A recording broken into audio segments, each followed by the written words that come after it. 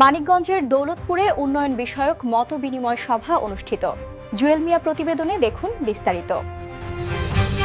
ত্রয়োদশ জাতীয় সংসদ নির্বাচনের আগে জনগণকে দেওয়া প্রতিশ্রুতি রক্ষায় এবং উন্নয়ন কর্মকাণ্ডের রূপরেখা নিয়ে সরাসরি জনগণের মুখোমুখি হয়েছেন মানিকগঞ্জ ১ আসনের নবনির্বাচিত সংসদ সদস্য এস.এ. জিন্নাহ কবির।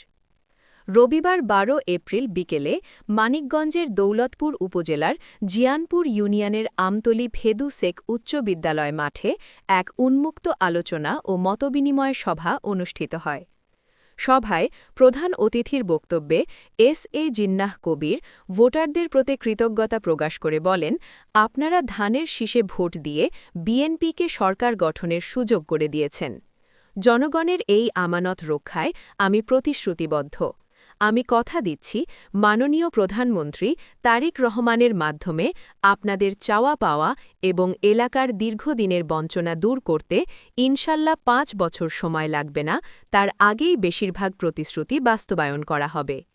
সভায় এলাকার সাধারণ মানুষ তাদের বিভিন্ন সমস্যার কথা সরাসরি সংসদ সদস্যের কাছে তুলে ধরেন এবং তিনি তা ধৈর্য সহকারে শুনে তার সমাধানের আশ্বাস দেন। সভায় বিশেষ অতিথি হিসেবে উপস্থিত ছিলেন জেলা যুবদলের আহ্বায়ক কাজী মোস্তাক হোসেন দীপু, যুগ্ম আহ্বায়ক আসিফ ইকবাল রনি, মানিকগঞ্জ জেলা স্বেচ্ছাসেবক দলের সিনিয়র যুগ্ম আহ্বায়ক কাজী নাদিম হোসেন টুয়েল, দৌলতপুর উপজেলা বিএনপি সভাপতি মোহাম্মদ সিরাজুল ইসলাম, সাধারণ সম্পাদক আনিসুর রহমান আনিস এবং মানিকগঞ্জ জেলা ছাত্রদলের সাংগঠনিক সম্পাদক সাকিব খান অয়ন সহ বিএনপি ও এর সহযোগী অঙ্গ সংগঠনের বিভিন্ন পর্যায়ের নেতৃবৃন্দ।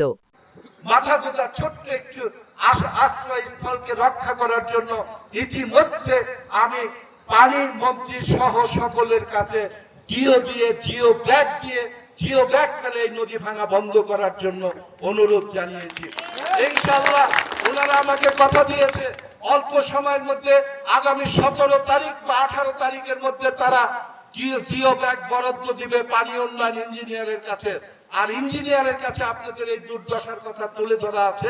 সেই ইঞ্জিনিয়ার সময় মতো যখনই পাবে তখনই গতকাল টিভিতে যমুনা টিভিতে একটা ফিচার প্রচারিত হয়েছে, আপনারা সবাই হয়তো দেখেছেন।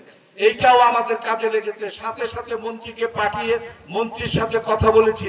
মন্ত্রী কথা দিয়েছে যত দ্রুত সম্ভব আপনাদের জন্য জিও ব্যাগ বরাদ্দ দিবে। আপনারা ঘাবড়াবেন না, সব ঠিক হয়ে যাবে।